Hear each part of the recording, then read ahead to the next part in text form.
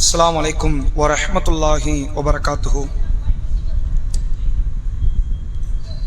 அல்ஹம்துலில்லாஹி ரப்பில் ஆலமீன் வஸ்ஸலாத்து வஸ்ஸலாமு அலா ரசூலில்லாஹி வ ஆலிஹி வ ஸஹ்பிஹி அஜ்மஈன் வமன் தபிஅஹு வ தாஅஹு பித்தீனி இலா யௌமித்தீன். கண்ணியத்திற்கும் பெருமதிப்பிற்கும் உரிய எல்லாம் வல்ல அல்லாஹுவின் நல்லடியார்களே, அல்லாஹுடைய பேரருளால் வாரந்தோறும் சனிக்கிழமை மக்ரிப் தொழுகையை தொடர்ந்து அல் குர்ஆனில் இருந்து கேள்வி பதில் நிகழ்ச்சியை நாம் நடத்தி கொண்டு வருகிறோம். குர்ஆனினுடைய ஞானம் என்பது ஒவ்வொரு இஸ்லாமியர்களும் கற்றுக்கொள்ள வேண்டிய கட்டாயமாக்கப்பட்ட கல்வி என்பதோடு அதீத நன்மைகளை பெற்றுத்தரக்கூடிய ஒரு அறிவு களஞ்சியம் என்பதும் இந்த குர்ஆன் மட்டும்தான். அப்ப அதை மக்கள் மத்தியில் கொண்டு வந்து சேர்க்க வேண்டும், பரப்ப வேண்டும், மக்கள் குர்ஆனை எடுத்து படிக்க வேண்டும் என்ற ஒரு நோக்கோடு இந்த நிகழ்ச்சியை நாம் தொடர்ச்சியாக நடத்தி கொண்டிருக்கிறோம். இந்த நிகழ்ச்சியினுடைய நோக்கம் நம்ம கேட்கிற ஒரு கேள்விக்கு ஒரு வார்த்தையில் ஒரு வரியில் பதில் அளிப்பதல்ல நோக்கம்.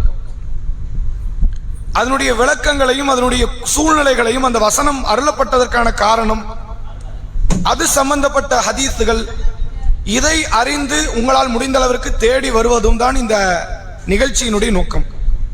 அப்ப அதை மறுபடியும் நம்ம நினைவுபடுத்திக்கிறோம்.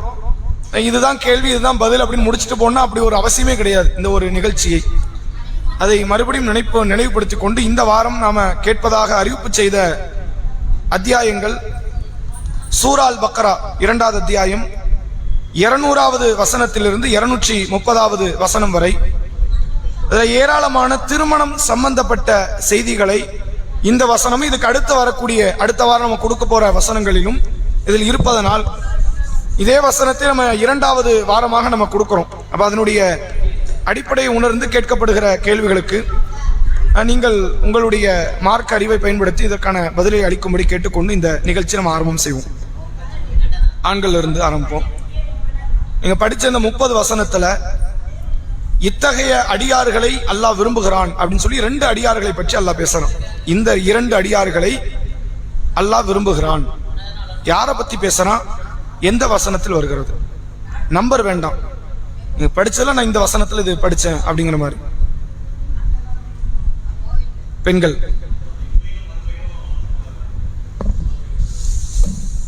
இல்ல, இத்தகைய அடியார்களை அல்லாஹ் நேசிக்கிறான்.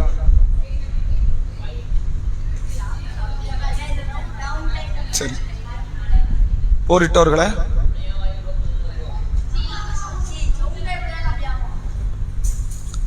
அதாவது இந்த வசனம் வந்து என்ன, கிட்டத்தட்ட எனக்கு தெரிஞ்சு 1 மாச காலமா அந்த 30 வசனம் கொடுத்துருக்கோம். முதல்ல ஒரு தடவை கொடுத்தோம், அப்புறம் கேன்சல் ஆயிடுச்சு, அடுத்த ஒரு தடவை வச்சோம், மறுபடியும் இதே வசனத்தை மறுபடியும் சொல்றோம், ஏன்னா நிறைய கேள்விகள் உள்ள இருக்கு அப்படின்னு சொல்லி அனுப்பணும். 30 வசனம் தான் கொடுத்தோம். நான் உள்ள இருந்து இதனுடைய ஹதீஸ் விளக்கன்னு கேட்டிருந்தா கூட நீங்க யோசிச்சா ஒரு நியாயம் இருக்கலாம். இருக்கிற வசனத்தை தான் கேட்டேன். அதுல வர்ற வாசகம் இத்தகைய அடியாரை அல்லாஹ் நேசிக்கிறான்.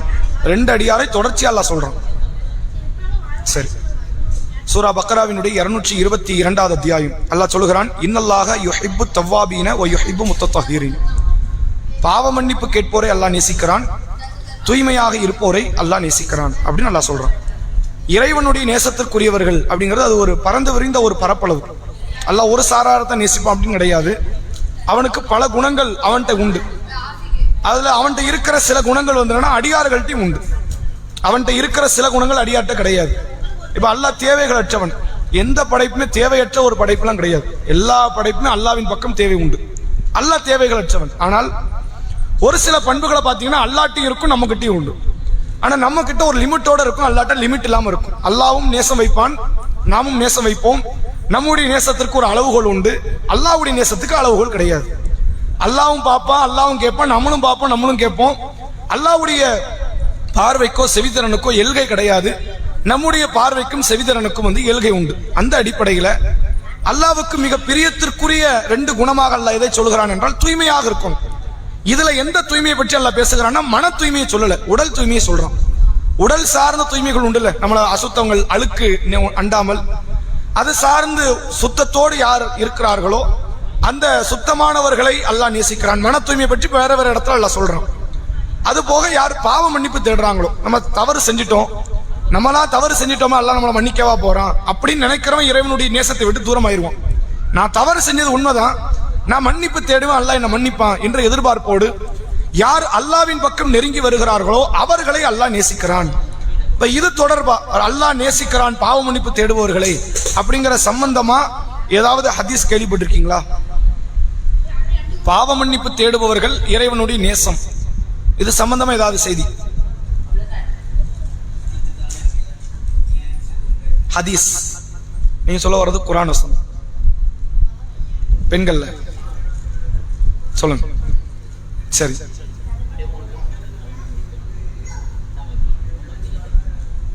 சரி, சரி,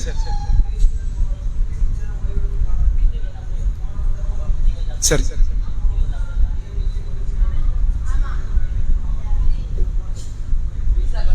சரி, இவரை விட சரி, சரியான ஒரு பதில். ரசூலுல்லாஹ் சொல்றாங்க, சஹி முஸ்லிம்ல பதிவு செய்யப்பட்டிருக்கிற ஆதாரபூர்வமான நபிமொழி, நபிகளார் சொல்றாங்க, 2 விதமான ஹதீஸ் வருது. ஒன்னு வந்து என்னன்னா, ஒட்டகத்தை துளைத்து கிடைத்த மனிதனை விட அதிகமாக அல்லாஹ் சந்தோஷப்படுறான்னு ஒரு மூடலான ஒரு செய்தியும், ஒரு வெளிப்படையான தெளிவா ரசூலுல்லாஹ் டீடைல்டா விளக்கம் கொடுக்கறாங்க. ஒரு அடியான் பாலைவனத்துக்கு போறான், ஒட்டகத்தில் வந்து உணவு குடிபானம் இருக்கிறது. பாலைவனங்கிறது வந்து அதை ஒரு புனை பெயரை சொல்லி அழைப்பாங்க. பாலைவனம் வந்து என்னன்னா மரணத்துக்கான நகரம்னு சொல்லுவாங்க. பாலைவனத்துக்கு பொதுவா சொல்றது என்னது, அது மௌத்தை பெற்று தரக்கூடிய பூமி. ஏன் அது மௌத்தை பெற்று தரணும்னா அங்க உணவு கிடையாது, தண்ணி கிடையாது. ஒருத்தனை தேடி போகணும்னா பக்கத்துல வீடெல்லாம் கிடையாது. காட்டு பகுதியில் இருக்கிற மாதிரியோ மலைப்பகுதியில நிலப்பகுதியில் இருக்கிற மாதிரி பாலைவனத்தில் வீடெல்லாம் கிடையாது. அங்க தண்ணீரை பெற்றுக்கொள்ள முடியாது. அங்க ஒருத்தன் தண்ணி இல்லாமல் சாப்பாடு இல்லாமல் நெருக்கதியாக நிறுத்தப்பட்டால் அவன் செத்து போயிருவான். இதான் யதார்த்தம், அவன் தப்பிக்க முடியாது. சமீபத்துல கூட சவுதி அரேபியாவில் நடந்த ஒரு சம்பவம். ஒரு நபர் வந்து தன்னுடைய வாகனத்துல கார்ல வந்து புறப்பட்டு அவர் வெளியூருக்காரு, வேற நாட்டுல இருந்து அங்க பயணம் பண்ணி போயிருக்கிறாரு. வாகனத்துல எங்கேயோ திசை திரும்பி எங்கேயோ போயிட்டார், வழி தெரியாம. போனவருக்கு அங்க பெட்ரோல் இல்ல, நின்ட்டாரு, அங்க தண்ணி இல்ல, சாப்பாடு இல்ல, அப்படியே ஆள் மௌத்தாயிட்டாரு. கடைசி அதை அறிந்த அரசு காவல்துறை அதிகாரிகள் வந்து அந்த பாடியை வந்து கைப்பற்றினாங்க அப்படிங்கிற தகவல் இப்ப சமீபத்துல ஒரு மாசம் 2 மாசத்துக்குள்ள அந்த தகவல் வந்துச்சு. இப்ப பாலைவனத்துக்குள்ள நீங்க மாட்டிக்கிட்டீங்க அப்படின்னா அது மௌத், தப்பிக்க வழியே கிடையாது. அல்லாஹ்வுடைய அருள் இருந்தாலே அன்றி அங்க தப்பிக்க எந்த விதமான முகாந்திரம் கிடையாது. அப்படி ஒரு மனிதன் போறான், ஒட்டகத்துல உணவை குடிபானத்தை கொண்டு செல்கிறான். அவன் ஒரு இடத்துல ஓய்வு பெறுகிறான். திரும்பி எந்திரிச்சு பாக்குறான், அங்க ஒட்டகத்தையும் காணும், சாப்பாடு இல்ல, தண்ணி இல்ல. தகவல் யார்ட்டையும் கொண்டு போய் கொடுக்க முடியாது. அப்ப இவன் உணர்ந்து கொள்றான், கண்டிப்பா மௌத்தா போறான். நடந்தெல்லாம் போய் சாத்தியப்படாது, ஓடி போய் சாத்தியப்படாது. நடந்து போனா கொஞ்சம் நாட்கள்ல சாவுவான், ஓடி போனா கொஞ்சம் மணி நேரத்துல செத்துருவான். இதை உண்மை. அப்ப இதை உணர்ந்த அந்த மனிதன் என்ன நினைக்கிறான், நான் போய் படுத்துறேன். அந்த எந்த இடத்துல அவன் படுத்தானோ அந்த நிழல் பாங்கான இதெல்லாம் மறுபடியும் படுப்போம், தூங்குவோம், தூங்கிக்கிட்டே செத்து போயிருவோம்னு முடிவெடுத்து அந்த மனிதன் போய் படுக்கிறான். திடீர்னு மீண்டும் முழிப்பு வருகிறது, எழுந்து பார்க்கிறான், ஒட்டகம் அதே இடத்துல இருக்கிறது, குடிபானம் அதே இடத்துல இருக்கு, சாப்பாடு இருக்கு. இதை பார்த்த மகிழ்ச்சி மிகுதியில் அவன் என்ன சொல்றான்னா, யா அல்லாஹ், நீ என்னுடைய அடிமை, நான் உனது எஜமானன். வார்த்தை ஷிர்க்குடைய வார்த்தை இது. இந்த வார்த்தையை ஒருத்தன் உணர்ந்து சொல்லுவானே ஆனால் அவன் நரகவாசி, நிரந்தர நரகவாசி. ஆனா இந்த வார்த்தையை அவன் தலகால் புரியாத அந்த சந்தோஷத்துல அந்த மனிதர் வந்து பேசுகிறான். அப்ப அந்த மனிதனுடைய வார்த்தையை ரசூலுல்லாஹ் குறைன்னு சொல்லல, இவன் எவ்வளவு சந்தோஷப்படுறானோ இதை விட பன்மடங்கு சந்தோஷத்தை அடியான், யா அல்லாஹ் நான் தப்பு பண்ணிட்டேன், அது நான் தெரிஞ்சுதான் பண்ணேன், வேணுக்கு தான் பண்ண, மன்னிச்சிரு, நீ மன்னிக்கலன்னா யார் மன்னிப்பா என்று அல்லாஹ்விடத்தில் ஒருவன் மன்னிப்புக்காக முறையிடுவானே ஆனால் இவன் அடைஞ்சான தலகால் புரியாத ஒரு சந்தோஷத்தை இவனை விட கடுமையாக அல்லாஹ் சந்தோஷப்படுகிறான் அப்படின்னு அல்லாஹ்வுடைய தூதர் அவர்கள் சொன்னார்கள். இறைவனுக்கு மிக பிரியத்திற்குரிய காரியம் என்றால் எல்லா நற்பண்பை விட பாவ மன்னிப்பு கேட்பது. அதனால்தான் நபி அவர்கள் லைலத்துல் கத்ர் இரவுக்காக வேண்டி ஆயிஷா நாய்க்கு ஒரு துஆ சொல்லி கொடுத்தார்கள். அல்லாஹும்ம இன்னக அஃபுவுன் துஹிப்புல் அஃப்வ ஃபஅஃபு அன்னி. யா அல்லாஹ், நீ மன்னிப்பவன், மன்னிப்பதை விரும்புபவன், என்னை மன்னித்து விடு. அல்லாஹ்க்கு அவனுடைய இலாக்கால வந்து உணவு கொடுக்கறது அவன் இலாக்கா தான், நோயை கொடுக்கறது, நோயை எடுக்கிறது அவன் இலாக்கா, பிள்ளைய கொடுக்கறது, மலடாக்குறது அவன் இலாக்கா, மௌத்தாக்குறது, உயிரை கொடுக்கறது அவன் இலாக்கா. அவனுடைய சரௌண்டிங், அவன் குலத்தில் யாரும் தலையிட முடியாது. இத்தனை இலாக்கால அல்லாஹ்க்கு பிடிச்ச இலாக்கா இதுதான், மன்னிப்பு வழங்கக்கூடிய அந்த இலாக்கா அவனுக்கு ரொம்ப பிடித்த ஒரு காரியம் என்பதை இந்த வசனத்தினுடைய விளக்கமாக நம்மால் தெரிந்து கொள்ள முடிகிறது. பெண்களுக்கான கேள்வி, எதை அல்லாஹ் தொல்லைன்னு சொல்றான்? மாதவிடாய். என்ன காரணம்? அதை தொந்தரவு என்று சொல்வதற்கான காரணம், ஆண்கள் தொந்தரவுன்னு சொல்றதுக்கு என்ன காரணம்?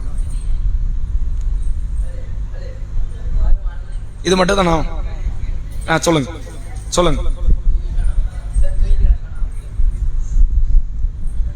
மாதவிலக்கு பெண்களிடத்தில் இணையலாமா கூடாதான் கணவருக்கு அல்லாஹ் சொல்ற அட்வைஸ் வேற. ஏன் தொந்தரவு?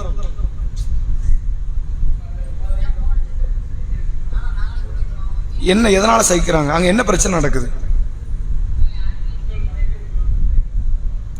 இதை பத்தி கேட்டா அடுத்த வசனத்துக்கு போக கூடாது இல்ல. சரி, இது ஒரு முக்கியமான அறிவியல் சார்ந்த ஒரு கருத்தை தான் நல்லா இதுல பதிவு வைக்கிறோம். நபிகளார்கிட்ட மாதவிலக்கு பத்தி கேட்கிறாங்க. மாதவிலக்குல என்னத்தை கேட்க வந்தாங்க சஹாபாக்கள் அப்படின்னா, மாதவிலக்கில் மனைவிமார்களோடு தாம்பத்தியத்தில் ஈடுபடலாமா? இதான் பிரதானமான கேள்வி. தொழுவக்கூடாது, நோன்பு வைக்க கூடாது, அதெல்லாம் உங்களுக்கு தெரியும். மாதவிலக்கில் மனைவியோடு சேரலாமா, சேர்றதுனால என்ன பிரச்சனை அப்படிங்கறத கேட்க வராங்க. அப்ப அல்லாஹ் அதுக்கு பதிலளிக்கிறான். பக்ராவினுடைய 222வது வசனம், யஸ்அலுனக அனில் மஹீது. நபியே, மாதவிலக்கை பற்றி அவர்கள் உங்களிடத்தில் கேட்கிறார்கள். குல் ஹுவ அதன், அது ஒரு தொந்தரவு என்று நீங்கள் சொல்லுங்கள் அப்படின்னு அல்லாஹ் சொல்றோம். இதுக்கப்புறம் அது சேரலாமா கூடாதுங்கிற அடுத்தடுத்துக்கு வரோம். இங்க கேட்ட கேள்விக்கால பதில் கொடுக்கல, ரெண்டாவது தான் பதில் கொடுக்கறோம். முதல்ல அந்த மக்களுக்கு மாதவிலக்குனா என்னன்னு தெரியணுங்கிறதுக்கு ஒரு உதாரணத்தை, ஒரு வார்த்தையை அல்லாஹ் சொல்றோம். மனித சமுதாயத்தில் குறிப்பாக ஆண் சமூகம் புரிந்து கொள்ளாத ஒரு மிகப்பெரிய அறிவியல் உண்மையும் பெண் சார்ந்த ஒரு மனநிலையும் அல்லாஹ் இந்த வசனத்தில் சொல்றோம். என்ன அடிப்படைனா, இந்த மாதவிலக்கு என்பது ஒரு பெண்ணுடைய மாதம் ஒரு கருமுட்டை உருவாகும். ஒவ்வொரு பெண்ணுக்கும் கர்ப்பப்பையில அந்த கருமுட்டை முதல்ல உருவாகிறதுக்கு பிறகு தான் பெண் பருவத்தை அடைகிறான். அவ பருவத்தை அடைந்தோன்னா அந்த கருமுட்டைக்குரிய உயிரணு வரலைன்னா, உயிரணு வந்துருச்சுன்னா கரு உருகிறாள். உயிரணு வரலைன்னா அந்த கருமுட்டை அந்த மாதத்தினுடைய கடைசியில் உடைஞ்சிரும். அது ப்ளீடிங் வரும், மென்சஸ் வரும், பிளட் வரும் அப்படின்னு சொல்லுவாங்க. இது வெறும் உடல்ல உள்ள ஒரு ரத்தம் போறது அப்படின்னு மட்டும்தான் மக்கள் நினைச்சுக்கிட்டு இருக்கிறாங்க. அப்படித்தான் இதுவரைக்கும் மக்களினுடைய அதிகபட்ச மக்களுடைய எண்ணம். ஆனா உண்மை அது கிடையாது. வெறும் பிளட் மட்டும் போறது மட்டும் கிடையாது. இந்த மாதவிலக்குக்கும் அந்த பெண்ணுடைய மூளைக்கும் தொடர்புடைய ஒரு சம்பந்தம் இருக்குது. என்ன ஆகும்னு கேட்டா, இது ரொம்ப ஒரு பெரும்பான்மையான மக்களுக்கு நடக்கக்கூடிய, பெண்களுக்கு நடக்கிற ஒரு காரியம். மாதவிலக்கு ஏற்பட்டுருச்சுன்னா அவங்களுக்கு கடுமையான எரிச்சல் ஏற்படும். மனதளவுல எரிச்சல், உடல் அளவுல எரிச்சல், மனதளவுல எந்த ஒரு அற்பமான காரியத்திற்கும் அவங்க கடுமை எமோஷனல் ஆவாங்க, கடுமையா அவங்க கோவப்படுவாங்க. மாதவிலக்கு உள்ள பெண்களை, அது தாயோ சகோதரியோ மனைவியோ பிள்ளையோ நீங்க பாத்தீங்கன்னா தெரியும், மற்ற நேரத்தில் இருக்கிற அந்த ஜாலி டைப் இருக்காது. அப்ப நம்ம என்ன நினைப்போம்னா, ஒருவேளை வயிற்று வலி, ஒருவேளை அந்த பிளட் போறதுனால உடல் சோர்வு அப்படின்னு நினைப்போம். இது மட்டும் காரணம் இல்லைங்கிறோம். இன்றைக்குள்ள அறிவியல் உலகம் என்ன சொல்லுது, அந்த மாதவிலக்குக்கும் மூளைக்கும் ஒரு தொடர்பு இருக்கு. அந்த மூளையினால என்ன ஏற்படும்னா, சின்ன காரியம் ஒண்ணுமே இருக்காது, அதுக்கு கடுமையான கோபம் வரும். ஒரு ஆணுக்கு வரக்கூடிய கோபத்தை விட அதிகமான நேரம், அதிகமான அளவுக்கு இந்த மாதவிலக்கில் ஒரு பெண் கோபத்தை அடைவாள். அப்ப அந்த சூழ்நிலையில என்ன செய்யணும் அப்படின்னா, இன்றைக்குள்ள அறிவியல் உலகம் என்ன சொல்லுதுன்னா, அவங்க எவ்வளவு கோபப்பட்டாலும் அந்த கோபத்தெல்லாம் அடக்க முடியாது. அது அவங்களால முடியாது, நீங்களும் அடக்க முடியாது. நீங்க திட்டுறதுனால இன்னும் கோபம் அதிகமாகும், மனவலி கூடும், மன அழுத்தம் அதிகப்படும், ஒண்ணுமே பண்ண முடியாது. அப்ப என்ன செய்யணும்? ஆண்களாகி நீங்க அமைதியா போயிருங்க. இதான் உண்மை. ஒரு பெண்ணுக்கு மாதவிலக்கு ஏற்பட்டிருக்கா, கடுமையா கோவப்படுறாங்களா, இது என்னன்னா அந்த பெண்ணாக மனதால் உணர்ந்து கோவப்படுறது கிடையாது. அந்த மாதவிலக்கு அவங்களை அப்படி உணர்த்தும், அப்படி ஆக்கும். அப்ப கோவப்படுறாங்க, இது உடல் ரீதியான ஒரு பிரச்சனை, அப்படி சகிச்சுக்கிட்டு கடந்து போயிடணும். ஒரு குழந்தை என்னன்னா அடம் பிடிக்கும். அப்படிங்கும் போது அந்த குழந்தையினுடைய அடம் பிடித்தனுடைய ஒரு நியாயத்தை உணர்ந்து, அந்த குழந்தையினுடைய தேவையை உணர்ந்து, சில நேரத்தில் நம்ம பொறுமையாக கடந்துரும், அந்த குழந்தையினுடைய தேவையை நிவர்த்தி செய்வோம். ஒரு சில நேரத்தில் கண்டிப்போம். இந்த மாதவிலக்கினால் ஒரு பெண்ணுக்கு ஏற்படக்கூடிய அசௌகரியங்கள், ஒரு எரிச்சல் தன்மை, இரிட்டேட்டிங்கான ஒரு சூழ்நிலை இருக்குல்ல, அதை நீங்கள் கடந்து போங்கிறதுக்கு தான் அல்ல இதை சொல்றான். அது அந்த பெண்ணுக்கு ஏற்பட்ட தொல்லை, ஒரு தொந்தரவு. இப்ப தொந்தரவுங்கிறத நீ உணர்ந்து கேட்கிறான்ல.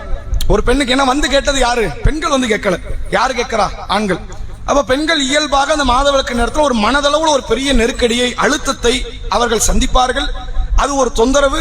அப்ப தொந்தரவினுடைய நேரத்தை நீங்கள் உணர்ந்து கொள்ளுங்கள். அவர்கள்ட்ட நீங்க எப்படி நடந்துக்கணும்? நீங்கள் மீண்டும் அன்பை வெளிப்படுத்துகிற இடமாக நீங்கள் நடந்து கொள்ள வேண்டுமே தவிர, ஆத்திரத்தை கோபத்தை வெளிப்படுத்துகிற இடமா இப்ப வைக்காதீங்க, இப்ப கொள்ளக்கூடாது. அப்ப இதை ஞாபகம் வச்சு பின்னாடி வச்சுக்கலாமா? அப்பவும் கிடையாது.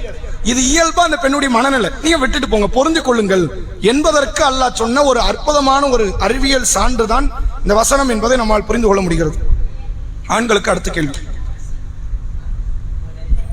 எதை, அதாவது ஒரு மனைவியை அல்லாஹ் எந்த வார்த்தையோடு உதாரணத்தோடு ஒப்பிட்டு பேசுறான்? மனைவி என்பவள் எப்படிப்பட்டவள்?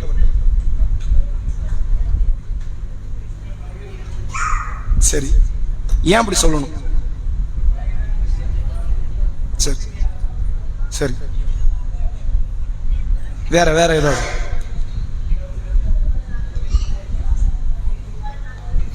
அதெல்லாம் இங்க புரிந்து கொள்வதற்கு ஒரு வாய்ப்பு இல்லை. வேற ஏதாவது கருத்துக்கள்? உங்கள் மனைவி உங்கள் விளைநிலம். அல்லாஹ் வந்து பெண்ணை எதோட கம்பேர் பண்றான்னா லேண்டோட. அல்லாஹ் கம்பேர் பண்ணி பேசுறான். ஏன் பேசணும்? மன அமைதிக்கும் நிலத்துக்கு ஏதாவது சம்பந்தம் இருக்குதா?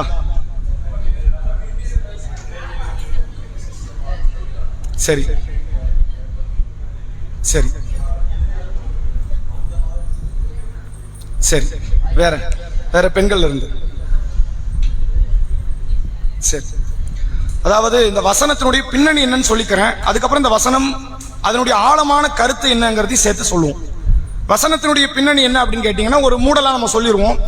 யூதர்களை பொறுத்தவரை அவர்கள் ஒரு முறையில் மட்டும்தான் மனைவியோடு சேரணும். அதுக்கு மாற்றமான வேற வேற முறைகள்ல மனைவியோடு சேருவோமே ஆனால் குறைபாடு உள்ள குழந்தைகள் பிறக்குங்கிறது யூத நிலைப்பாடு. அப்ப இதை சஹாபாக்களும் கடைபிடிக்கிற இடத்துக்கு வராங்க. அப்ப அல்லாஹ் வசனத்தை இருக்கிறான், நிசாவுக்கும் ஹர்சுல்லக்கும், உங்கள் மனைவி என்பவர் உங்களுடைய விளைநிலம், ஃபஅத்து ஹர்சக்கும் அன்னா ஷிஅத்தும், உங்கள் விளைநிலத்திடம் நீங்க எப்படி இருக்கணும், விரும்பிய வாரங்கள் செல்லுங்கள் அப்படின்னு அல்லாஹ் சொல்லிட்டான். இது வந்து தாம்பத்தியத்தை குறிக்கிற ஒரு வசனம். ஆனா உண்மையிலே இது தாம்பத்தியத்தை மட்டும் குறிக்கிற வசனமானு கேட்ட கிடையாது. ஒரு உலகளாவிய காதலிய சிந்தனையை அல்லாஹ் விதைக்கிற ஒரு வசனம் இந்த வசனம் தான். ஏன் ஒரு பெண்ணை வந்து நிலத்தோடு அல்லாஹ் ஒப்பிடணும்? சம்பந்தம் இல்லையே. வேற எந்த பொருளோடு ஒப்பிடாமல் நிலத்தோடு அல்லாஹ் ஒப்பிடுறதுக்கான காரணம் என்ன அப்படின்னா, தன்னோடு தக்க வைத்துக் கொள்ள வேண்டும் என்று ஒரு மனிதன் ஆசைப்படுவது நிலம் தான், வேற எதுவுமே கிடையாது. தனக்கு நம்ம எதிர்பார்க்கறது என்னது? எவ்வளவு பணம் வந்தாலும் சரி லேண்டை வளைச்சு போட மட்டும்தான் மனுஷனோட சிந்தனை இருக்கும். அவன் 1000 கிலோ தங்கம் இருக்கட்டும், வெள்ளி இருக்கட்டும், தனக்குன்னு கால் பதிக்கு என்ன வேணும்? ஒரு நிலம் வேணும். அதனால தான் அல்லாஹ் குர்ஆன்ல சொல்லும் போது ஆல் இம்ரான்ல சொல்றான், زُيِّنَ لِلنَّاسِ حُبُّ الشَّهَوَاتِ مِنَ النِّسَاءِ وَالْبَنِينَ وَالْقَنَاطِرِ الْمُقَنطَرَةِ مِنَ الذَّهَبِ وَالْفِضَّةِ وَالْخَيْلِ الْمُسَوَّمَةِ وَالْأَنْعَامِ وَالْحَرْثِ.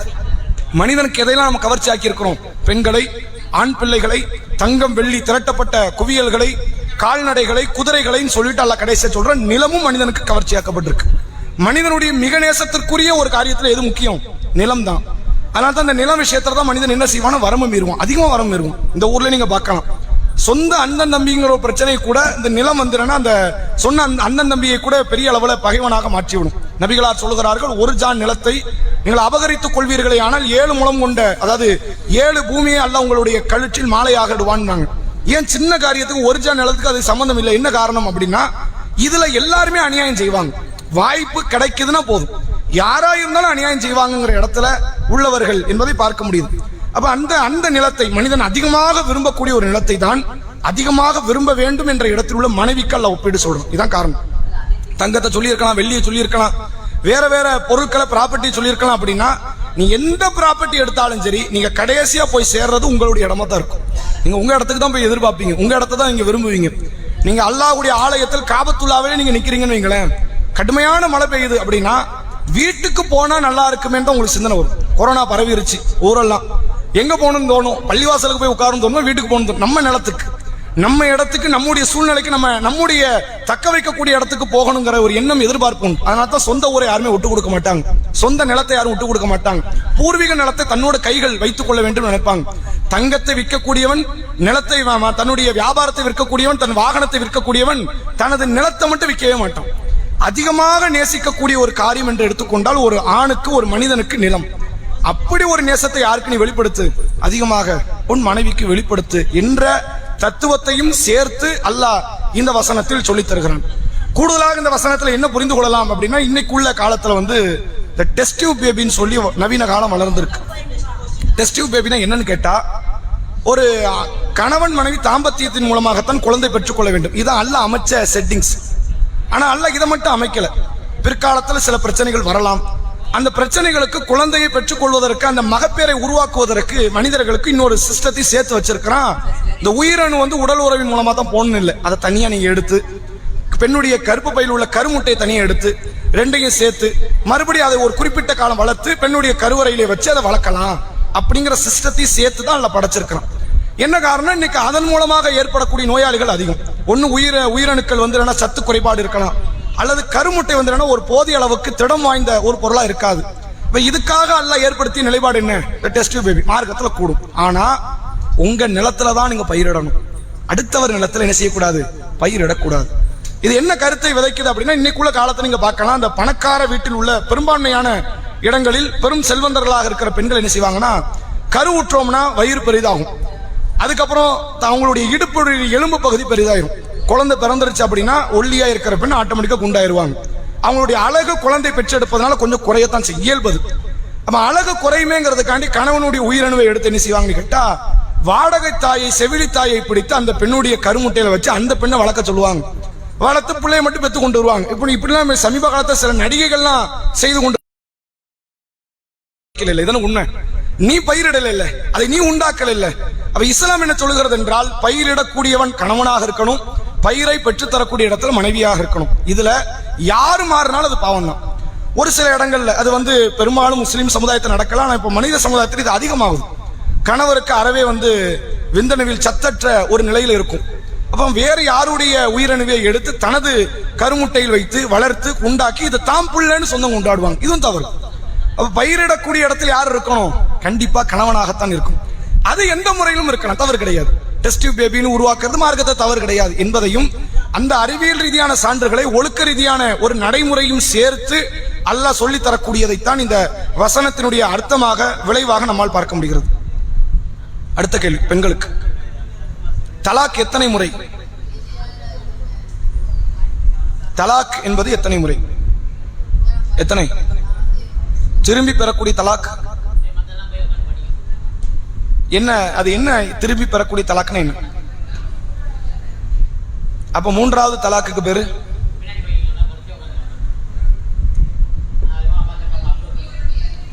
மீட்ட முடியாது. வேற ஆண்கள் கொஞ்சம் டீட்டெயில்டா திரும்பி பெறக்கூடிய தலாக்குனா 2, திரும்பி பெறாத தலாக்குனா 1ங்கிறாங்க. அதனுடைய விளக்கம் என்ன? என்ன செய்தி?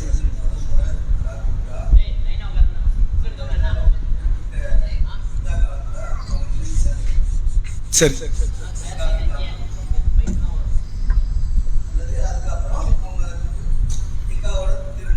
சரி,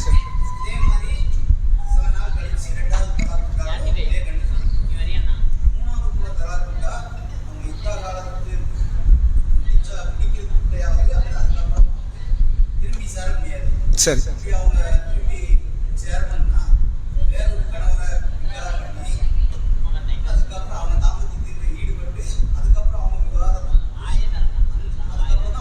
மீட்ட முடியாத தலாக் என்பது 3வது தலாக், அப்படிதானே? சரி.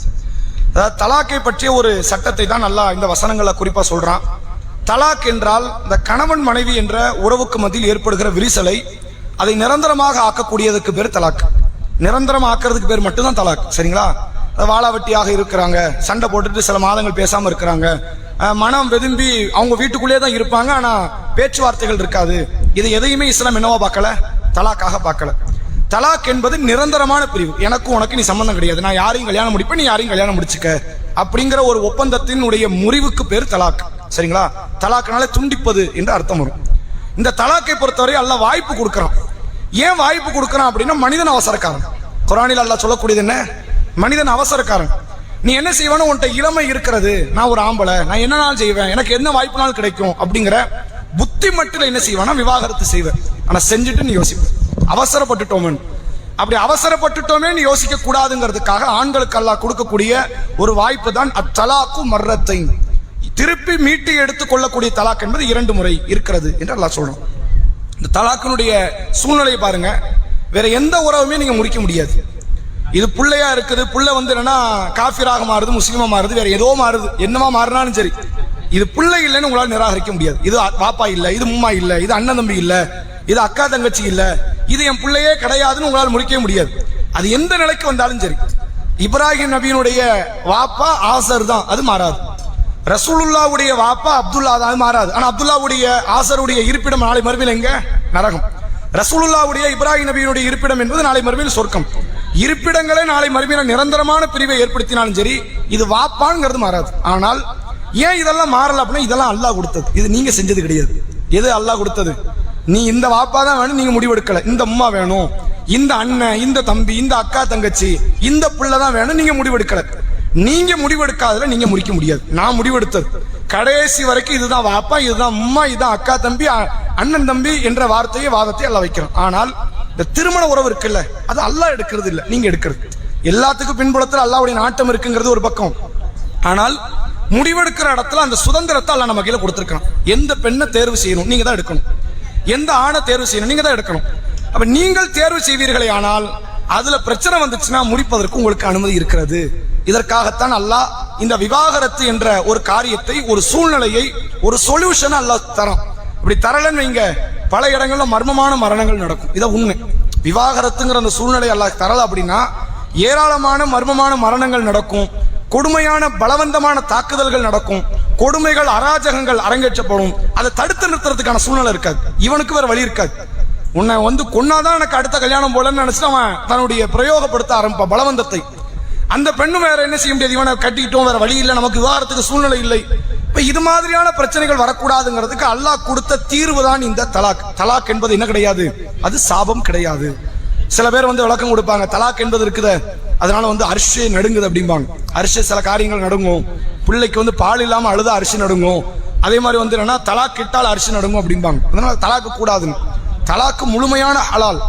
எப்ப தலாக்கு பாவம் ஆகும்னு கேட்டா, இந்த கணவனை நிராகரிக்கவோ இந்த மனைவியை நிராகரிக்கவோ நியாயமான எந்த காரணம் இல்லாமல் நீங்கள் நிராகரிப்பீர்களே ஆனால் அதுக்கு நீங்க அல்லாஹ்ட்ட கண்டிப்பா பதில் சொல்லணும். எந்த காரணமும் இல்ல, என்ன நியாயமான ரீசன் இருக்கு, இல்ல என்ன கொடுமைப்படுத்தினாரு, சாராயம் குடிச்சாரு, அல்லது அவர்கிட்ட மார்க்க பற்றி இல்ல, மார்க்கத்துக்கு விரோதமா நடக்கிறாரு, அல்லது இந்த பெண் மார்க்க கட்டுப்பாடு இல்ல, அப்படின்னு எதையாவது ஒரு நியாயமான காரணத்தை நீங்கள் அல்லாஹ்விடத்தில் பதில் சொல்லவில்லை என்றால் அந்த தலாக்கு ஹராம். இல்ல நியாயம் இருக்கு அப்படின்னா முழுமையான ஹலாலுங்கிறோம். அதுக்கே அரிசி நடுங்க போகுது. அந்த ஹதீஸ் எல்லாம் பலகீனமான செய்தி, சரிங்களா? அல்லாஹ் கொடுத்த ஒரு பேரருள் தான் இந்த தலாக் என்பது. அந்த தலாக் இருக்குங்கிற ஒரு தைரியம் என்ன ஆகும்னு கேட்டா, அது பலவந்தப்படுத்தக்கூடிய இன்னொரு துணை, அது ஆணா இருக்கலாம் பெண்ணா இருக்கலாம், அவங்ககிட்ட தைரியமா பேசுறதுக்கான சூழ்நிலையும் இந்த தலாக் தரும். இன்னொரு அந்த பலவந்தப்படுத்தக்கூடியவனுக்கு ஒரு பயத்தை தரும். ஆஹா, நம்ம மனைவி நம்மளை விட்டு போனாலும் போயிருவா, அதான் மார்க் அனுமதி கொடுத்துருக்குத, போயா வேலையை பார்த்துட்டு கிளம்பிட்டான்னு என்ன செய்ய, அப்போ அப்படி போயிடக்கூடாது என்ற ஒரு கட்டுப்பாடை தருவதற்கும் இந்த தலாக் பயன்படும். அப்படிப்பட்ட இந்த தலாக்கு அல்லாஹ் சில ரூல்ஸ் போடுறான். எப்படிலாம் தலாக் இடணுங்கிறது ஒரு பக்கம். ஒரு பெண்ணை நீங்கள் தலாக்கிட்டால் 3 மாதங்கள் 3 மாதவிடாய் காலம் அந்த பெண் கணவன் வீட்டில தான் இருக்கும். தலாக்கிட்டாச்சு, இந்த பெண்ணை எனக்கு வேண்டான்னு ஒரு முடிவு எடுத்துட்டாரு. முடிவு எடுத்ததுக்கு அப்புறம் 3 மாசம் எங்க தான் இருக்கணுமா, மாப்பிள்ளை வீட்டுல தான் இருக்கணும். அப்ப பெண் வீட்டுல இருக்கலாங்கிற கலாச்சாரம் இந்த குர்ஆன் சனம்படி தப்பாயிடுச்சா? இந்த ஊர் கலாச்சாரம் தானே, பெண் வீட்டுல இருக்கலாம், அது என்னன்னா அம்மா வீடு தானே, நாங்க சேர்ந்து இருக்கிறோம், மாப்பிள்ளைய நாங்க கூப்பிட்டுக்கிறோம் அப்படின்னா இந்த இறைவன் சொல்லுகிற சட்ட விதிக்கு எதிரானது. அல்லாஹ் என்ன சொல்றான், தலாக்கிட்டுட்டா மாப்பிள்ளை வீட்டுல இருங்கிறோம். இப்ப பொண்ணு வீட்டுல போது தப்புன்னு ஆயிடுச்சா, இது ஒரு தகவலுக்கு சொல்லிக்கிறோம். இப்ப 3 மாதவிடாய் காலம் அவ அங்கதான் இருக்கணும். அந்த 3 மாதவிடாய் அவளுக்கு உணவளிப்பதும் உடையளிப்பதும் இவன் பொறுப்பு. பேச வேண்டாம்பா, நீ பேச வேண்டாம், சிரிக்க வேண்டாம், பழக வேண்டாம், ஒண்ணுமே செய்ய வேண்டாம். நீ தான் தெளிவா இருக்கிற. அந்த மைண்ட் செட் உனக்கு தெளிவா இருந்துச்சுன்னா 3 மாதம் கழிச்சு அவ கிளம்பி போய்கிட்டே இருப்பா. நீ அடுத்த கல்யாணம் முடி அவ இன்னொரு திருமணத்தை முடித்துக் கொள்வாள் என்று அல்லாஹ் அனுமதி கொடுக்கிறான். ஏன் 3 மாத காலம் அங்க கூட இருக்கணும் அப்படின்னா, உன் மைண்ட் சேஞ்ச் ஆகும். இத்தனை வருஷம் கூட இருந்தா, இவ்வளவு பணிவிடைகளை செஞ்சா, இப்ப அவ பேசாம இருக்கிறா, இன்னும் நமக்கு டைம் இருக்குது. அல்லாஹ் ஒரு கவுண்டிங் கொடுக்கறான். உனக்கு ஒரு 90 நாள் டைம் கொடுக்கறேன்பா, நீ யோசிச்சுக்க. இவ இல்லைன்னா வாழ முடியுமா, இவ இல்லைன்னா உன்னுடைய அந்த பழைய நிம்மதி மீண்டும் கிடைக்குமா, அதையெல்லாம் யோசிச்சுக்க. ஏன்னா சில துணைகள்லாம் இழந்துட்டு அது திரும்பி கிடைக்காது. அந்த வாய்ப்புகள் ஒருபோதும் கொடுக்கப்படாது. சமீபத்தில் சில மாதங்களுக்கு முன்னாடி நீயா நானாங்கிற மாதிரி ஒரு ப்ரோக்ராம், அதுவா அல்லது வேற ஏதோ பிரேயர்ல உள்ள ஒரு ப்ரோக்ராம். அதுல ஒரு பெண்மணி சொல்றாங்க, ஒரு மாற்று மத பெண்மணி, நான் என் கணவனை நிராகரிச்சேன், விவாகரத்து செஞ்சேன். என் குடும்பத்தார எனக்கு என்ன பண்ணாங்க, பக்கபலமா நின்னுவாங்க. நீ என்னனாலும் பண்ணு, அவன் கிடக்குறான், நமக்கு வேற மாப்பிள்ளை கிடைக்காதா அப்படிலாம் நமக்கு கொஞ்சம் பூஸ்ட் ஏத்துறாங்க. நம்மள என்ன பண்றோம், அவர் மனையும் தவறு உண்டு, என் மனையும் தவறு உண்டு. நான் நிராகரித்தேன், விவாகரத்து செய்தேன், இது பேசி தீர்க்க வேண்டிய காரியம். நான் விவாகரத்தை அணுகினேன்.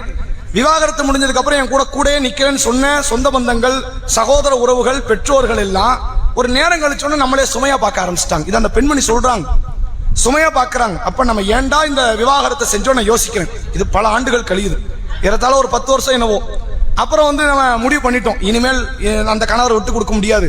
போய் காலையாவது விழுந்துட்டு நம்ம பேச்சுக்கு சொல்றோம், எப்படியாவது மன்னிப்பு கேட்டாவது நம்ம என்ன பண்ணிடுவோம், சேர்ந்துருவோம்னு போறாங்க. அந்த கணவருக்கு திருமணமாகி 5 வருஷம் ஆயிடுச்சு. மறுபடியும் போறதுக்கான சூழ்நிலை இருக்காது. அந்த மனைவி அதை ஏற்றுக்கொள்ளவும் மாட்டா.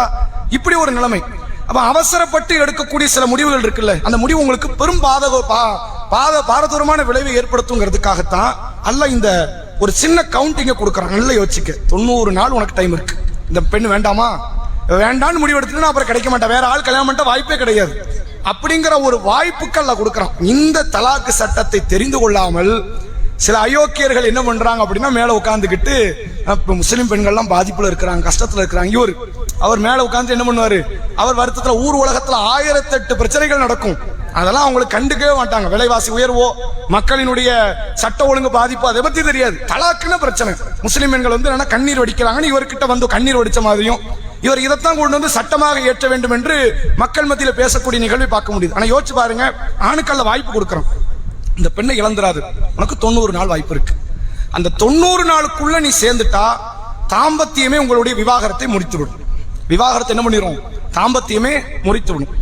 90 நாள் தாண்டி விடுமே ஆனால் இதுக்கப்புறம் யோசனை வருது, ஆஹா இந்த பெண்ணை விட்டுற வேண்டாம், இதே பெண்ணோட சேர்ந்து வாழ்வோன்னு உனக்கு சிந்தனை வருது. பிள்ளைகளை காரணம் வைத்து வேற வேற சூழ்நிலைகளை பணிவிடைகளை எல்லாம் காரணம் வச்சு இந்த பெண்ணை இழந்துட வேண்டாம்னு உனக்கு நிலைமை தோணுதா, அப்ப நீ அடுத்த திருமணத்தை அதே பெண்ணை மறுபடியும் கல்யாணம் முடிச்சுதான் நீங்கள் வாழணும். அப்ப அந்த பெண்ணுக்கு உரிமை கூடிரும். என்ன கூடிரும், அப்ப அந்த பெண் ஏற்றுக்கொள்ளவும் செய்யலாம், நிராகரிக்கவும் செய்யலாம். அந்த பெண்ணை நீங்கள் திருமணத்தின் மூலமாகத்தான் இணைந்து கொள்ள முடியும். மறுபடியும் அதே பொண்ணை பொண்ணாக்கணும், இதே மாப்பிளையை மாப்பிளையாக்கணும், மகர் பேசப்படணும். இப்படி திருமணம் முடித்துதான் அந்த பெண்ணோடு நீங்கள் சேர்ந்து வாழணும். மறுபடியும் வாழ்றீங்க, வாழ்ந்து கொண்டிருக்கும் போது மீண்டும் ஒரு பிரச்சனை வருகிறது, மறுபடியும் தலாக்கிடுறீங்கன்னா மீண்டும் அல்லாஹ் ஒரு 90 வாய்ப்பை தரு, 90 நாட்கள் அந்த 3 மாதவிடாய் காலம் வாய்ப்பை தர்றான். அதுக்குள்ள சேர்ந்துட்டா தாம்பத்தியமே சேர்த்து விடும். அதை தாண்டி சேர்த்தால் நீங்கள் திருமணத்தின் மூலமாக மீண்டும் மாப்பிள்ளை பெண்ணாக மாறி மகர் பேசப்பட்டு நீங்கள் கல்யாணத்தை முடிச்சு நீங்கள் சேர்ந்து கொள்ளணும். இந்த 2 வாய்ப்பு தாங்கிறத அல்லாஹ் சொல்றான். எப்படி சொல்றான், தலாக்கும் மர்ரத்தான், திருப்பி அழைத்துக் கொள்ளக்கூடிய தலாக் என்பது 2 முறைதான். அல்லாஹ் சொல்கிறான், இம்சாக்குன் பி மஅரூஃப், நல்ல முறை நீங்கள் அவர்களை இணைத்துக் கொள்ளலாம். அவு தஸ்ரீஹுன் பி இஹ்சானின், அல்லது அழகிய முறையில் அவர்களை நீங்கள் விடுவித்து விடலாம். அப்படிங்கறத அல்லாஹ் ரப்பல் ஆலமீன் சொல்றான். அந்த 2 முறை உங்களுக்கு வாய்ப்பு இருக்கு. சேர்த்துக்கங்க, விலைக்கு விட்டுறணும் அப்படின்னா நீங்க விலைக்கு விட்டுக்கங்க. 3வது முறை நீங்கள் இணைந்து விட்டீர்கள் என்றால் இப்ப பிரச்சனை வரக்கூடாது. மீறி வருதுன்னா தலாக்கிடக்கூடாது. மீறி தலாக்கிட்டால் அந்த தலாக்கிட்ட மறுகணமே அவ யாரோ இவன் யாரோ, முடிஞ்சு போச்சு. அவளுக்கு என்ன கணக்கு பண்ணி பைசல் பண்ணி கொடுக்கணுமோ, ஜீவனாம்சத்தை கொடுக்கணும், கொடுத்து அவளை அனுப்பிடும். இனிமேல் நீ கியாமத்தினால், அதாவது மௌத் வரைக்கும் இவளை நீ திருமணம் பண்ண முடியாது. அப்படி நீ திருமணம் பண்ணணும்னா அதுக்கு ஒரு நிபந்தனை இருக்கிறது என்று அல்லாஹ் சொல்றான். அது என்ன நிபந்தனைங்கிறத அடுத்த செய்தியில பார்ப்போம். பெண்கள் சொல்லுங்க, இல்ல நம்ம கேள்விகளுக்கு நாளைக்கு வச்சுக்கோமே, நம்ம மார்க்க சட்டத்தை மட்டும் பார்த்துக்கோ.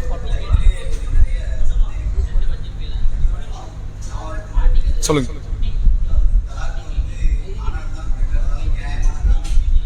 சரி சரி சரி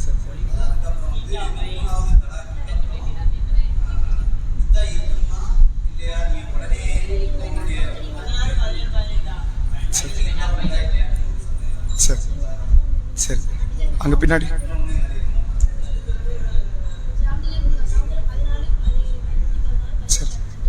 அதாவது வந்து ஆணுக்கு மட்டும் ஏன் 3 தலாக், நம்ம கேள்வி நிகழ்ச்சி வச்சுக்கலாம். ஆண்களுக்கு மட்டும் வந்து என்னன்னா 3 முறைக்கான வாய்ப்பு, பெண்களுக்கு 1 முறை வாய்ப்பு. அப்படின்னா பெண் வந்து இயல்பாக பலகீனமானவள். அவளுக்கு வந்து என்னன்னா எந்த ஒரு காரியத்தையும் கொஞ்சம் கூடுதலமாக சிந்தித்து செயல்படக்கூடிய ஒரு இடத்தில் இருப்பாள். என்ன காரணம்னா அவளுக்கு பலகீனங்கள் அதிகம். பலகீனங்கள் அதிகம்னு என்ன அர்த்தம், இப்ப இதுதான் நான் சொன்ன ஒரு சம்பவம் தான். தாய் தந்தை நம்மளை எவ்வளவு காலம் தலையில தூக்கி வச்சு சுமப்பாங்க, அல்லது உடன் பிறந்தவர்கள் நம்ம எவ்வளவு காலம் சுமப்பாங்க, கணவனை விட்டா நமக்கு வேற போக்கிடங்கள் உண்டா என்பதை உணர்வதற்கான பலகீனங்கள் அவள்கிட்ட அதிகம். ஆனா இவன்ட்ட பலம் அதிகம். பலம் அதிகங்கிறவனுக்கு அல்ல வாய்ப்புகளை கூட கொடுக்குறான். பலகீனம் அதிகம்னா நீ தான் தெளிவாக முடிவெடுப்பீங்க. உனக்கு 1 நாள் கூட போதுமானது, உனக்கு பலமுறை வாய்ப்பு கொடுக்க வேண்டாம். அதாவது புத்திசாலிகளுக்கு என்ன போதும், இது போதும். உன்னுடைய சூழ்நிலைகள் அதிகம், உன்னுடைய பிரச்சனைகள் அதிகம். அப்போ உனக்கு 1 முறை தான் வாய்ப்பு. இன்னும் சொல்ல போனா இந்த பெண்ணுக்கு கூடுதலான வாய்ப்புகள் கொடுக்கப்படும் போது இந்த வாய்ப்பே அந்த நிராகரிக்க வேண்டும் என்ற இடத்தில் உள்ள கொடூரமான மனநிலை கொண்ட கணவன்மார்களுக்கு அது ஒரு வாய்ப்பாக அமைஞ்சும். அது அவங்க பலவந்தப்படுத்துவாங்க. தப்பிக்கணுங்கிற இடத்துல உள்ள பெண்ணு இன்னும் 3 மாசம் கூட இருந்துட்டு வா அப்படின்னா, எனக்கு இவனை விட்டா போதும், இவன் எப்ப நம்ம கொன்றுவானு தெரியாதுங்கிற இடத்துல கூட சில கணவன்மார்கள் இருக்கலாம். அப்ப அப்படிப்பட்ட பெண் உடனே விட்டுட்டு வந்துரு அப்படிங்கறத மார்க்கம் சொல்லுது. இப்ப இவங்க இன்னொன்னு என்ன கேட்டாங்கன்னா, அந்த 3 முறை, அதாவது 2 முறை தலாக்கு, 2 முறை திருமணம் நம்ம சொன்னோம். 3வது முறை தலாக்குங்கிறது அதுக்கு அடுத்து திருமணம் கிடையாது. என்ன காரணம், அந்த தலாக்குக்கு பேரு தலாக்குல் பத்தா, நிரந்தர தலாக். இந்த தலாக்கை அடைந்த பெண்ணை நீங்கள் திருமணம் செய்து கொள்ள வேண்டுமே ஆனால், அது திருக்குறான்ல அல்லாஹ் ஒரு வசனத்துல சொல்றான். நம்முடைய கேள்வி, உங்களுடைய கேள்வியை கூட அடுத்த இதுல வரலாம், அதனால அந்த இதை பார்த்தோம். பெண்கள் சொல்லுங்க, ஒரு பெண்ணை 2 முறை, அதாவது மீட்டி எடுக்கக்கூடிய தலாக் 2 முறை முடிந்த பிறகு 3வது முறை தலாக்கிட்டால் அந்த பெண்ணை மீண்டும் அந்த கணவர் இணைத்துக் கொள்வதற்கு வாய்ப்பு இருக்குதா? வாய்ப்பு இருக்குதுன்னா என்ன நிபந்தனையோடு அல்லாஹ் வாய்ப்பை கொடுக்கறான்?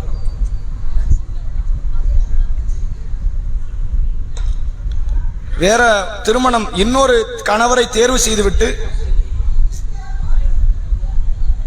அது லேசில வரக்கூடிய இன்னொரு கணவர் வந்துன்னா உடனே தலாக் விடுவாரு, அந்த அவருக்கு வந்து வாழ்ந்துட்டு போட்டோம் அப்படின்னு விடுவாருங்கிறதுக்கான வாய்ப்பெல்லாம் சாத்தியக்கூறலாம் கிடையாது. அப்படி ஒருவேளை அபூர்வத்தில் அபூர்வமாக ஒன்று நடந்து அவர் விவாகரத்து செய்வாரே ஆனால் வாய்ப்பு இருக்கு. ஏன் இந்த நிபந்தனை அல்ல கொடுக்கணும்? இந்த நிர்பந்தத்தை அல்ல கொடுக்கறதுக்கான காரணம் என்ன? அதாவது ரூல்னா இப்ப நீ வந்து 3 தடவை தலாக்கிட்ட, இப்ப என்ன செய்ய, 5 வருஷத்துக்கு இனிமே இந்த புள்ள உனக்கு இல்ல, நீ கட்டவே முடியாது அப்படின்லாம் சட்டம் போட்டுதான் அது வேற.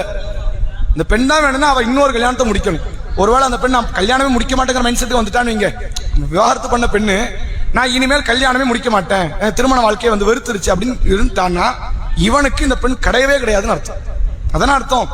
அந்த பெண் இன்னொரு கல்யாணம் முடிச்சு அந்த திருமணத்தை அவர்கள் வந்து அந்த கணவர் நிராகரித்து விவாகரத்து செய்தால் தான் இந்த பெண் மீண்டும் உனக்கு கிடைப்பார் அப்படின்னு நம்மளுக்கு பிறகு அப்ப இந்த வாய்ப்பை கழிய கூடாதுங்கிற மாதிரி தான் எல்லாம் சொல்றோம். கை கூடுங்கிற மாதிரிலாம் கிடையாது. ஏன் இந்த நிபந்தனை எல்லாம் போடணும்? ஆண்கள் பலமுறை யோசிக்கணும் அப்படிங்கறத விட இன்னொரு தெளிவான இன்னொரு வார்த்தையை சொல்லலாம், காலக்கெடுவுலங்க. இது வந்து ஒரு குணத்தை உணர்த்துகிற ஒரு காரியத்துக்கு அல்ல சொல்றான். ரோஷம் பொதுவாக வந்து என்னன்னா, மனிதர்கள் அதிகமாக ரோஷம் மிக்கவங்க. அது ஆணும் சரி பெண்ணும் சரி, தன்னுடைய வாழ்க்கை துணை இழக்கணும் அப்படின்னு அவங்க விரும்ப மாட்டாங்க. இப்ப இதுல என்ன ஆகும் நிலைமை அப்படின்னா, 2 முறை நீ விவாகரத்து செஞ்சுட்ட, உன்னுடைய ஈகோ தான் காரணம்னா இந்த இடத்த நீ சுதாரிச்சுக்க. 3வது முறை நீ விவாகரத்து செய்வ அப்படின்னா நியாயமான காரணம்னா அவன் ஒரேடியா போனா போயிட்டு போட்டுன்னு நினைச்சிருவான். ஈகோ சில பேருக்கு காரணம் இருக்கு. முக்கியமான பிரச்சனை நீங்க எடுத்து பாத்தீங்கன்னா எல்லாருக்கும் அங்க ஈகோ தான் பிரச்சனை. நான் யாரு தெரியுமா அப்படிங்கிற அந்த ஆதிக்கத்தை வந்து பெண்ணிடத்தில் காட்ட வேண்டும் என்று ஒரு ஆண் விரும்புவான். அப்படி விரும்பி அந்த ஈகோ காரணம் வச்சு நீ நிராகரிச்சிட்டேன்னா, நீ எந்த மனைவியை நேசிச்சியோ அந்த மனைவி இப்ப இன்னொருவனுக்கு மனைவியாக போறான். அது உன்னால சகிக்க முடியுமா? நீ தாங்கிக்குவியா? அதிகமான ரோஷம் கொண்டவன் மனிதன். அதனால்தான் ரசூலுல்லாஹ்வுடைய காலத்துல ஒரு நபித்தோழர் வந்து கேட்கிறாங்க, அல்லாஹ்வுடைய தூதரே, ஒரு கணவன் வந்து தன் மனைவியிடத்தில் இன்னொரு அந்நிய ஆடவரை படுக்கையில் பார்த்தால் அவருடைய நிலைமை என்ன அப்படின்னு கேட்கிறாங்க. இதை கேட்ட உடனே சாத் பின் அபி வக்காஸ் ரலியல்லாஹு அன்ஹு பக்கத்துல நிக்கிறாங்க. கட்டுமையான ரோஷம். நான் அந்த கணவன் இடத்துல இருந்தோம்னா கத்தி வாளை எடுத்து அவர்களுடைய தலையை கொய்து விடுவேன், கொன்றுவன்ட்டாங்க. இந்த நடவடிக்கை தப்பு. உண்மையிலே இப்படி ஒரு சூழ்நிலை ஒரு கணவன் நடந்தது செய்யலாமா? அது அனுமதியா? கிடையாது. அது கொலைபாவம். அவன் செஞ்ச பாவத்தோட ஓம்பாவம் பெருசாயிரும். மறுமை நாள்ல நீ நரகத்தில் நிரந்தரத்துக்கு கூட செல்வதற்கு ஒரு வாய்ப்பு இருக்கு. அப்ப இது நல்ல காரியம் கிடையாது. ஆனா அந்த கோபம் நல்லதுங்கிறாங்க. அந்த செயல் நல்லது இல்ல, அந்த கோபம் நல்லது. சஹாபாக்கள் வியந்து பார்க்கறாங்க. ரசூலுல்லாஹ் சொல்றாங்க, சாது கடுமையான ரோஷப்படக்கூடிய இடத்தில் இருக்கிறார். சாதை விட நான் ரோஷமிக்கவன், என்னை விட அல்லாஹ் ரோஷமிக்கவன் என்று அல்லாஹ்வுடைய தூதர் அவங்க சொல்லி, இந்த கோப நியாயம் தான், அந்த செயல் தப்பு. அந்த கோபத்தை நீ எப்படி காட்டலாம்? ஏமா எனக்கு வேண்டாம் நீ இனிமேல் நான் உன்னை ஏறெடுத்து பார்க்கறதா இல்ல, நான் கூட வாழ்றதா இல்ல. அந்த கோபத்தை இப்படி காட்டணுமே தவிர, விவாகரத்தின் மூலமாக காட்டணுமே தவிர கொடுமையான செயல் மூலமாக கொலை செய்வதன் மூலமாக காட்டக்கூடாதுங்கிறது நபி அவர்கள் அதுல சொல்லி தராங்க. அதுல முக்கியமான பாயிண்ட் என்ன? மனிதன் அதிகமாக ரோஷப்படக்கூடிய இடத்துல இருக்கிறான், அவனால தாங்கிக் கொள்ள முடியாது. ரோஷத்துக்குத்தான் அதிகமான முக்கியத்துவத்தை மார்க்கம் சொல்லுது. அதுவும் இல்லாம ரசூலுல்லாஹ் இன்னொரு செய்தி சொல்றாங்க, மறுமை நாளில் அல்லாஹ் வந்து கருணை கண் கொண்டு பார்க்காத 3 நபர்கள் இருக்கிறாங்க அப்படின்னு ரசூலுல்லாஹ் பட்டியல் பண்றாங்க. இந்த மாதிரி செய்தி நிறைய இருக்கு. அதுல ஒரு செய்தியில வந்து ரசூலுல்லாஹ் சொல்றாங்க, தையூஸ் என்ற ஒரு நபர் இருக்கிறான். அவன் யார் அப்படின்னா, தன் குடும்ப பெண்கள் மானங்கட்ட காரியத்தில் ஈடுபடுகிறார்கள் என்று தெரிந்தும் இவன் கண்டும் காணாமல் இருப்பான். தான் மனைவி, தான் குடும்ப பெண்கள் அவங்க சில வெக்கக்கேடான காரியத்தில் ஈடுபடுறாங்க, அசிங்கமான செயலை ஈடுபடுறாங்கன்னு தெரியும் இவனுக்கு. ஆனா என்ன பண்ணுவான்? கண்டும் காணாமல் இருக்கிற கையாளாகாத தனத்தில் இருக்கிற கணவன்மார்கள் இருப்பாங்க, இவன் மறுபடியும் நரகவாசி. இவன் தப்பு பண்ணவே இல்லை, பண்ணதெல்லாம் இவன் வீட்டுல உள்ள பொம்பளைங்க. இவனை தூக்கி அல்ல போடுவான், கருணை கண் பார்க்க மாட்டான், அவனை எல்லாம் மன்னிக்க மாட்டான், பரிசுத்தப்படுத்த மாட்டான், அவனுக்கு நரகத்தை எல்லாம் தருவான். ஏன்? உனக்கு ரோஷம் இல்லையே. இப்ப இஸ்லாம் அதிகமாக மக்கள் மத்தியில் விதைக்கிற குணமே ரோஷம். ரோஷத்தோடு இருங்க அப்படின்னு. அப்படி ரோஷத்தோடு இருக்கிற ஒரு கணவன் இதை கடைசியில் ஏத்துக்க மாட்டான். உண்மையிலே இவளால் நமக்கு பல பிரச்சனை, இப்ப ஒளிஞ்சா சரிதான் அப்படிங்கிறவன் மட்டும்தான் ஏத்துக்குவானே தவிர, ஈகோவை காரணம் வைத்திருக்கக்கூடியவன் என்ன செய்ய மாட்டான்? வேண்டாம் இவ போயிட்டானா அடுத்த நம்ம கை கிடைக்க மாட்டா, ஒண்ணு வேற ஒருத்தனோடு மனைவியாக மாறிடுவா, அதனால் இந்த இடத்துல அவன் சுதாரித்துக் கொள்ள வேண்டும் என்பதற்காக வேண்டி அல்லாஹ் ரப்புல் ஆலமீன் அந்த கைக்கு எட்டாத முறையில ஒரு சட்டத்தை கொண்டு வைக்கிறோம். இது லேசில கிடைக்காது. சட்டம் எப்படி கிடைக்காது? லேசில் நடக்கக்கூடிய காரியம் இல்லை. அதே மாதிரி தான் அல்லாஹ் இந்த விபச்சாரம் என்ற காரியத்தை கூட பார்க்கலாம். எத்தனை சாட்சி வரணும்? 4 சாட்சி. 4 சாட்சி வர சாத்தியப்படுமா? பொதுவா இந்த காரியத்தை வந்து பகிரங்கப்படுத்துகிற பாவம் கிடையாது. ஒரு மது வருந்தானா பகிரங்கமா இருந்துட்டு போவான், சிகரெட் பிடிக்கிறான பகிரங்கமா சிகரெட் பிடிச்சிட்டு போவான், வட்டி வாங்குறவன், திருடுறவன், கொள்ளையடிக்கிறவன், கொலை பண்றவன் எல்லாத்தையும் பகிரங்கப்படுத்துவான். இது பகிரங்கப்படுத்தக்கூடிய காரியம் கிடையாது. தன்னை யாருமே கண்காணிக்கலங்கிற சூழ்நிலையில மட்டும்தான் ஒருத்தர் செய்வான். அங்க ஒரு சாட்சி கிடைக்கிறது அபூர்வம். 4 சாட்சி கிடைக்குமா? அல்லாஹ் அதன் மூலமாக நாடக்கூடியது என்ன தெரியுமா? 4 சாட்சி கிடைச்சா தண்டனை கொடு. கிடைக்காதவர்களுக்கு அல்லாஹ் வாய்ப்பு கொடுத்துக்கிட்டே இருக்கிறான்.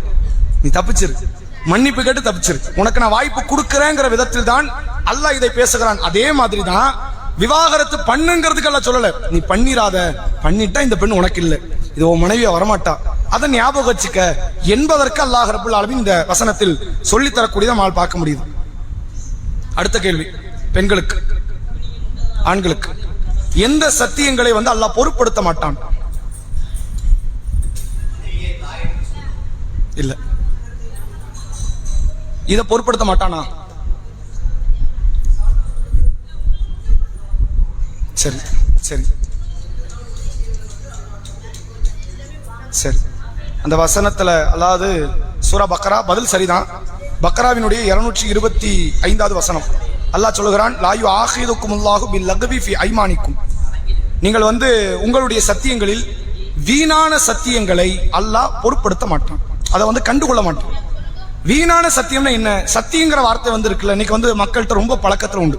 அதிலும் குறிப்பாக ரசூலுல்லாஹ்வுடைய காலத்துல அவன் வாக்கியத்துக்கு வாக்கியம் ஒரு சத்தியத்தை இணைத்துக் கொள்வார்கள் அரபியர்கள். அது அவங்களுடைய பண்பாடு. சாப்பிட்டுட்டியா? வல்லாகி சாப்பிட்டுட்டேன். தூங்கிட்டியா? வல்லாகி தூங்கிட்டேன். வல்லாகி பண்ணிட்டேன். வல்லாகிங்கிற வார்த்தை அவங்கள்ட்ட கூடயே வந்துகிட்டு எப்ப பார்த்தாலும் அடிக்கடி இருக்கும்.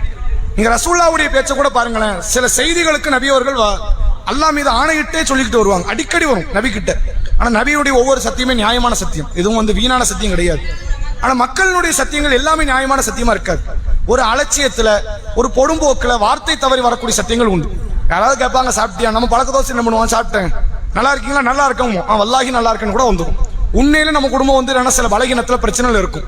நீ வல்லாகின்னு சொல்லிட்டியே, உன் குறையெல்லாம் சொல்லணும் அப்படிங்கிறது கிடையாது. அந்த உணராமல் நீங்கள் சொல்லுகிற சத்தியங்களை அல்லாஹ் என்ன செய்ய மாட்டான், அதை பொருட்படுத்த மாட்டான். ஆனால் வலாக்கி ஆஹிதுக்கும் பிமா கஸபத் குலூபுக்கும், உங்கள் உள்ளங்கள் எதில் உறுதி கொண்டு சத்தியம் செய்தோம். இந்த இடத்த சத்தியம் பண்ண போறோம், அது நியாயம் நல்ல தெளிவா தெரியுது. இந்த காரியத்தை உணர்ந்துதான் அந்த மக்கள்கிட்ட நம்ம சொல்ல போறோம் அப்படிங்கிற இடத்தில் செய்யக்கூடிய சத்தியம் எதுவா இருந்தாலும் சரி, அது அல்லாஹ்வுடைய கணக்குக்குள்ள வந்துடும். இதுக்கு முன்னாடி சொன்ன சத்தியத்தை என்ன பண்ணல அல்லாஹ், அதை கணக்கு எடுக்கல. ஏன்னா நீ கணக்கு எடுக்கிற மாதிரி நீ சொல்லல.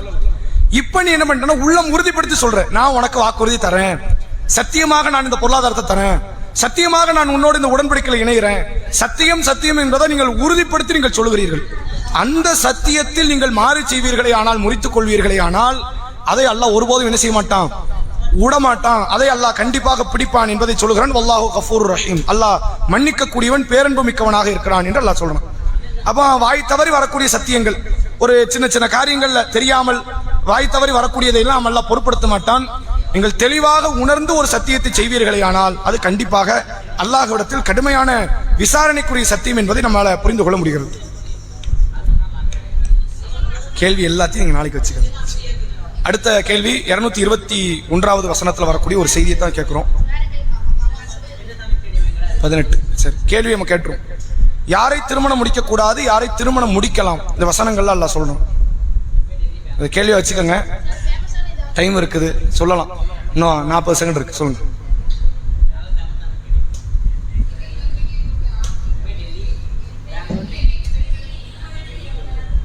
இணை வைக்கக்கூடிய ஆண்களை திருமணம் முடிக்க கூடாது. சரி, இணை வைக்கும் பெண்களை திருமணம் முடிக்கக்கூடாது. அப்ப யாரை திருமணம் முடிக்கலாம்? இறை நம்பிக்கை கொண்ட ஆண்களை பெண்களை திருமணம் முடிக்கலாம். இது மட்டும் தானா? ஒருத்தண்ட ஈமான் மட்டும் இருக்குது, எல்லா பாவமும் இருக்குது, அவர்களை திருமணம் முடிக்கலாமா? புரியல. சரி, வாங்க முடியட்டும்.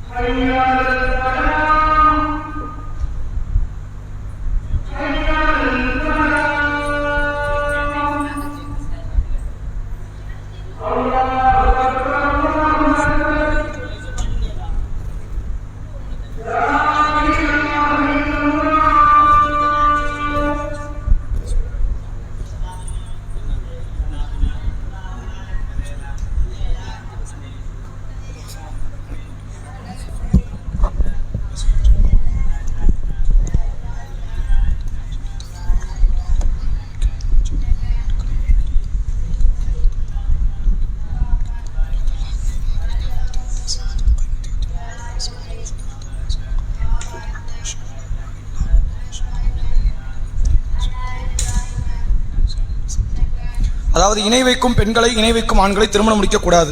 இறை நம்பிக்கை கொண்ட ஆண்களை, இறை நம்பிக்கை கொண்ட பெண்களை தான் திருமணம் முடிக்கணும் அப்படிங்கறத நீங்க சொன்னீங்க. அப்போ ஒருத்தன் இறை நம்பிக்கை இருக்கிறது, ஆனால் பாவத்தினுடைய உச்சத்தில் இருக்கிறான், நற்குணம் இல்லை, வழிபாடுகள் இல்லை, அப்ப திருமணம் முடிக்கலாமா?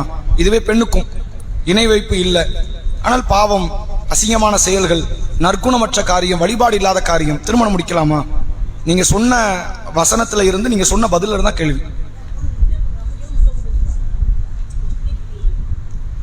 ஆண்கள்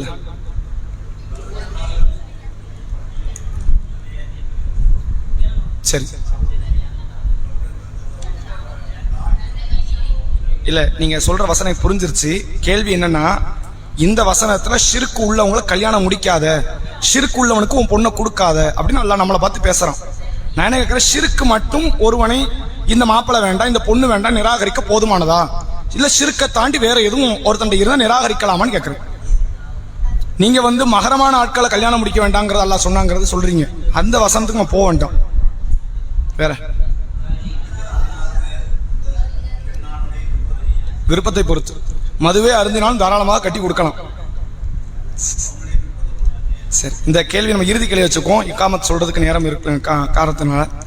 அதாவது அந்த வசனத்தை நான் வாசிடுறேன். சூரா பக்கராவினுடைய 221வது வசனம், ஒலா தன்கிஹுல் முஷ்ரிகாத், முஷ்ரிக்கான பெண்களை நீங்கள் திருமணம் முடிக்காதீர்கள், ஹத்தா யுமின்ன, அவர்கள் இறை நம்பிக்கை கொள்ளாத வரை, ஒல அமத்து முக்மினத்துன் ஹைரு மின் முஷ்ரிக்கத்தின் ஒலவ் அஜபத்துக்கும், அதை விட, அந்த பெண்ணை விட இறை நம்பிக்கை கொண்ட அடிமை பெண் எவ்வளவோ சிறந்தவள், உங்களை அந்த இணை வைப்பு உள்ள பெண் எவ்வளவு கவர்ந்தாலும் சரி அப்படின்னு அல்லாஹ் சொல்றான்.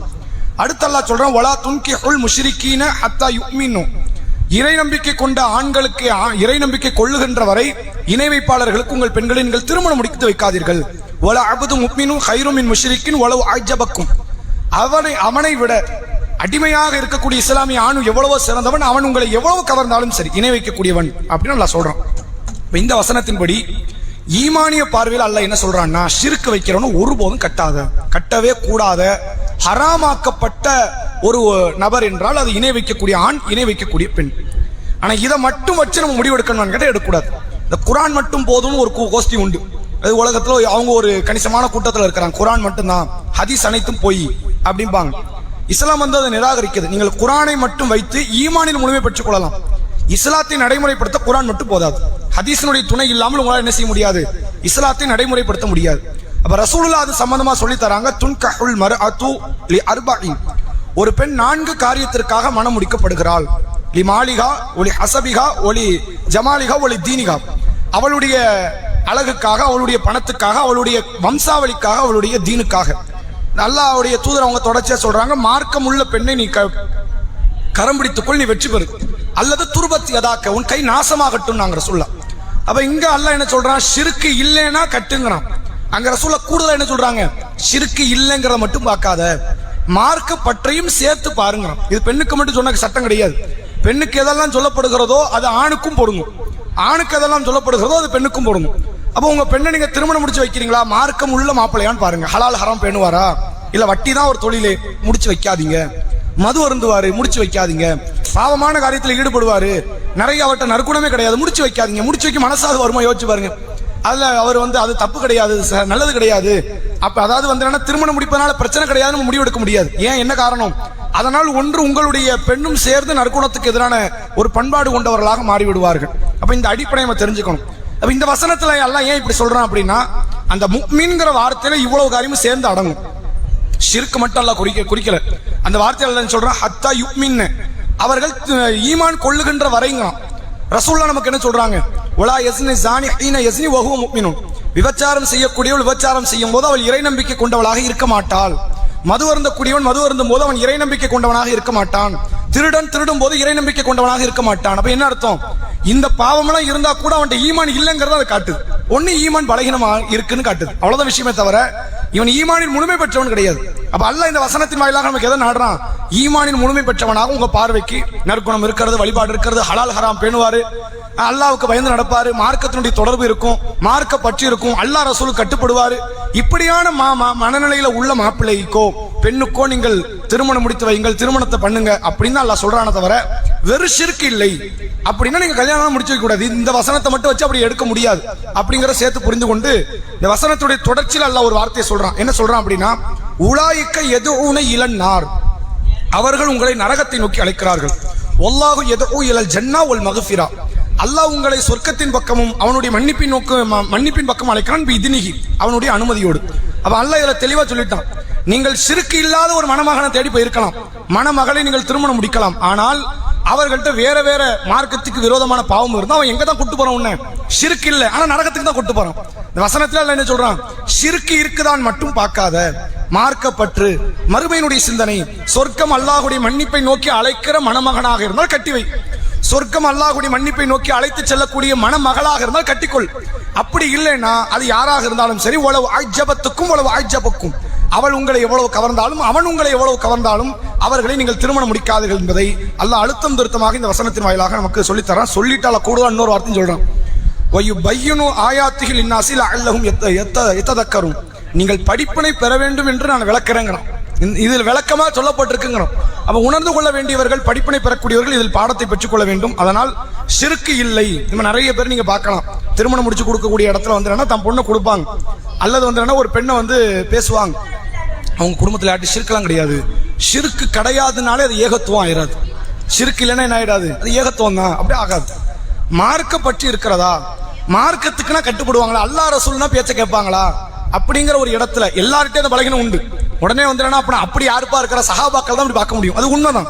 அப்படி யாரும் இருக்க மாட்டாங்க. ஆனால் கூடுமான வரைக்கும் இது ஹராம்னு சொன்ன பயமாவது வரணும்ல, விலகணும் அப்படிங்கிற ஒரு எண்ணம், அந்த எண்ணம் கூட இல்லாத ஒரு மாப்பிள்ளைக்கு நீங்க உங்க பொண்ணை கொடுக்குறீங்க அப்படின்னா இதுதான் நரகத்தில் தள்ளிவிடக்கூடிய ஒரு காரியம். அதனால் இப்படிப்பட்ட மணமகனையோ மணமகளையோ தேர்வு செய்யக்கூடாது என்பதை இந்த வசனத்தின் வாயிலாக தெரிந்து கொள்ள முடிகிறது. வாஹிரு தஅவானா அல்ஹம்துலில்லாஹி ரப்பில் ஆலமீன். அஸ்ஸலாமு அலைக்கும் வரஹ்மத்துல்லாஹி வபரகாத்துஹு. நாளைக்கு இன்ஷா அல்லாஹ் கேள்வி பதில் நிகழ்ச்சி.